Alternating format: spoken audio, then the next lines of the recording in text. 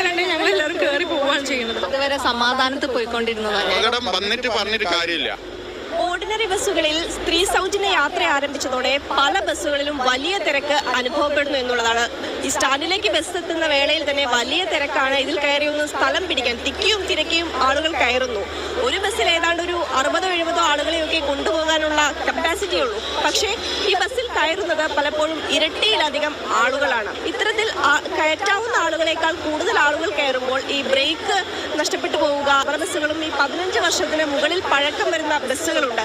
അപ്പോൾ കൂടുതൽ ആളുകൾ ഇങ്ങനെ കയറുന്നതനുസരിച്ച് അവിടെ ഒരു അപകട സാധ്യത നിലനിൽക്കുന്നു എന്നുള്ളതും എടുത്തു പറയേണ്ടതാണ്. ഇതിൽ കൊണ്ടുപോകുന്ന 130-120 ആൾക്കാരാണ്. എന്തെങ്കിലും പറ്റിക്കാൻ ഡ്രൈവറെ പേരിലായി ചവിട്ടിയാൽ നിൽക്കൂല വണ്ടി. പിന്നെ ഇവിടുന്ന് വെട്ടിക്കാണിച്ചാല് ഒരു രാമനാട്ടിലെത്തണമെങ്കിൽ 1 മണിക്കൂർ കഴിയണം. ഒരു വണ്ടിന്റെ വയ്യിൽ മുന്നിൽ പിടിച്ചുകൂടാ, ചവിട്ടിയാൽ നിൽക്കൂല.